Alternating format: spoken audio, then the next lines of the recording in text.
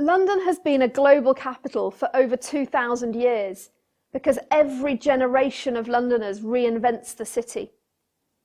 And so I think London is shaped by this unique balance of creative destruction and creative preservation. But the interesting question, I think, is what is the recipe for this endless capacity for invention and reinvention? So today, I'm going to share some examples of this reinvention from medical breakthroughs to esports, and for each one to try to explain what unites them.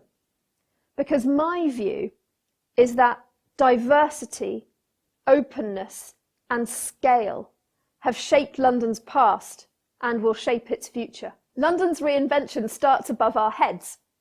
Many of our lampposts are over 100 years old, like this one. But it's also part of our future. London is now planning to fit out lampposts as 5G access points, bringing super-fast data all over the city. From above our heads to below our feet, London has long been a global pioneer in urban infrastructure. The world's first underground rail network opened in London in the 1860s. In fact, the first underground line ran through Baker Street, home of the famous fictional detective Sherlock Holmes. More recently, London has pioneered the open data movement. It was the first major global city to make all of its transport data open on APIs. This meant that businesses could use the data to innovate new business models. One example is Citymapper, which is one of over 600 apps that use Transport for London's live data to help users navigate the city. Citymapper is now available in 39 cities around the world. But the question is, why has London been able to keep innovating and reinventing its urban infrastructure? One important dimension is openness. Londoners have an open mindset to new ideas, like running a train under the ground. And that's why the city was happy to open up its data for anyone to use. The other important dimension is scale. London has a population of over 10 million people on any given day, making it the largest city in Western Europe. And that means that when we do things, we do them on a global scale. This is a photo of me with a view from our office in London. And you can see the historic Tower Bridge, London Bridge, you can see the newer buildings of our financial district, and in the distance, in the east, the Olympic Park, where London hosted the 2012 Olympic Games. I think I'm quite lucky to have this view from my office window, which shows in it centuries of London history. And you can't see it yet, but in this photo, we're also looking at London's future. Because in a few years' time, a new global home for esports will be added to this view. Madison Square Gardens, which is a US entertainment company, is building an enormous state-of-the-art multi-sensory entertainment sphere for games, video and concerts on a site that's more than 20,000 square metres. Because in London, we love esports. Wan Yu has recently opened a cafe here, and last year we hosted the grand final of the FIFA eWorld Cup, which more than 29 million people around the world watched online. But I don't think that London would be a global home for esports and gaming if it weren't for its film and visual effects industry. Very near to the Wan Yu store is Frame Store, a company that's famous for producing the visual effects for the Beijing 8 Minutes, which was presented at the closing ceremony of the Pyeongchang Winter Olympic Games. This company, Frame Store, have also worked on the latest Harry Potter film, Fantastic Beasts, The Crimes of Grindelwald, as well as quite a lot of films that we would think of as being from the United States, but where actually the special effects and post-production were done in London. Peppa Pig, which I watched too much with my baby daughter, is also from the UK, and Paddington Bear. We'll come back to Paddington Bear later on. He's important to this story. So esports is a recent innovation in entertainment, but London has been inventing the future of live entertainment for centuries. The Globe Theatre, originally built in 1599, was the home of William Shakespeare, And today it remains the home of one of the most innovative theatre companies in the world. Today, if you visit London, you can sit or even stand in the open air and experience theatre just like Londoners did in Shakespeare's day. And the Globe was specially designed to immerse its audience in the experience of the moment. Today, Punch Drunk Theatre Company is at the forefront of London's immersive theatre scene. This picture is from Punch Drunk's most recent production called Small Wonders. And in these experiences, children can walk around and interact with the characters to create their own stories.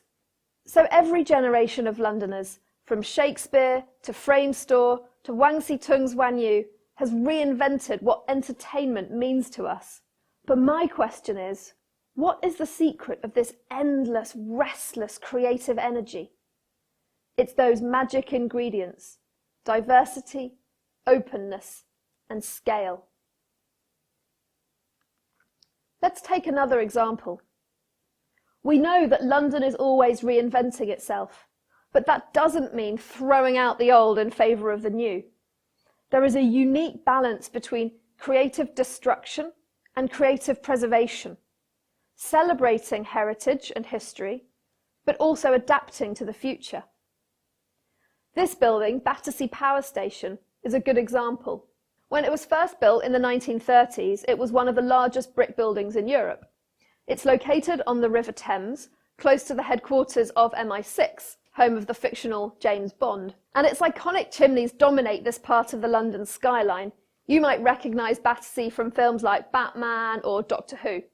Battersea stopped working as a power station in 1983 because increasingly there were concerns about the impact on public health of poor air quality as a result of burning coal. But now, this beautiful building is being reinvented as the heart of a new district for London, with homes, shops, hotels, entertainment. The flagship new Apple store for London will be here. And I'm particularly excited about this. The world's first ever sky pool, a swimming pool suspended between two buildings, will be here at Battersea. The new Battersea Power Station also reflects the way that our relationship to energy and the environment has changed.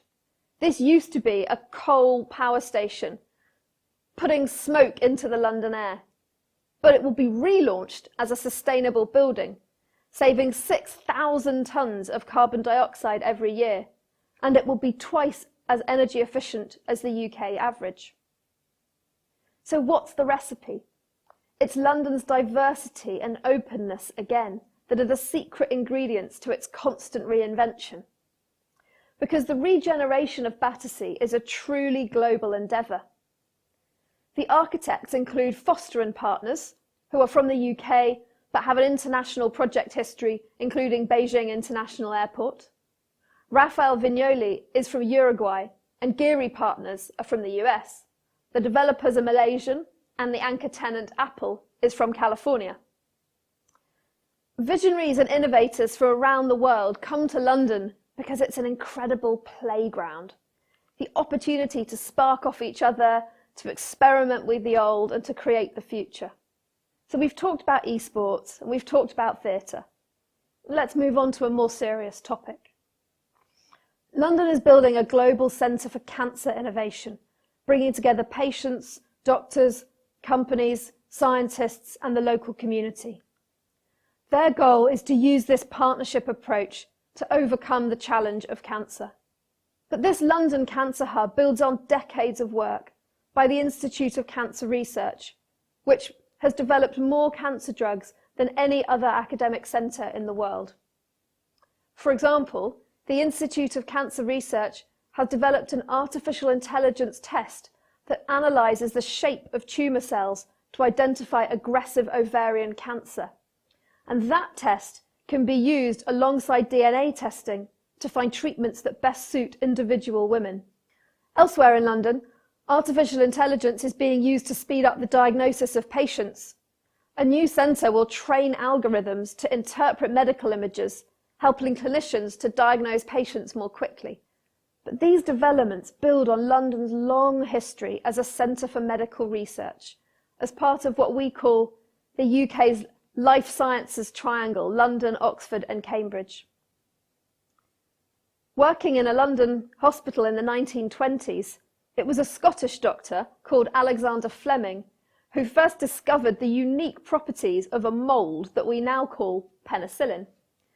But it took his collaboration with scientists in Oxford and US laboratories to be able to produce antibiotics in large quantities. So it may sound strange, but I think that London's long history of innovation in medicine is based on the same ingredients as our innovation in entertainment or gaming: diversity, openness, and scale. Let's talk about scale first. The UK's National Health Service system means that the whole nation can contribute to the data pool, giving the scale needed for scientific breakthroughs. The scale of London's higher education also helps: 45 universities and the biggest international student population of any city in the world. London is home to scientists and medics from all over the world, enabling us to attract the best minds to work on these difficult challenges. And their open mindset helps them collaborate with leading researchers from around the world.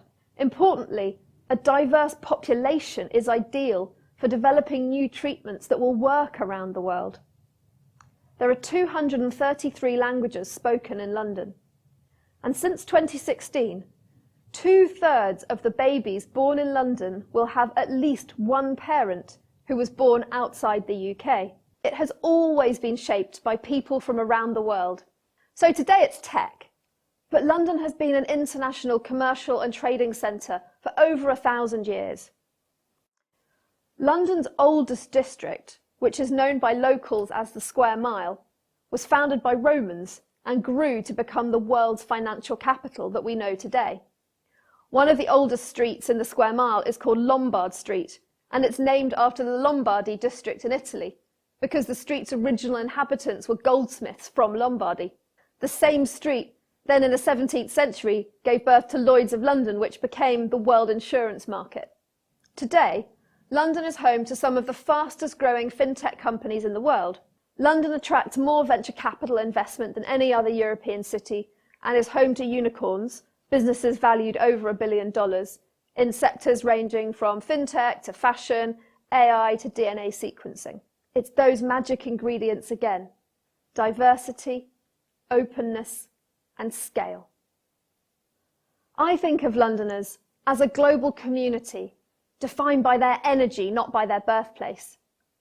And that global community of Londoners has changed in every generation as people around the world have chosen to make London their home, their playground, their laboratory, their studio. In the words of one of my favourite London films, Paddington Bear, everyone is London is different, and that means anyone can fit in. I believe it's London's diversity, its openness and its scale that makes this possible. These are the magic ingredients. They are unique and they are enduring. And I know that London will continue to reinvent itself with new ideas to change the world.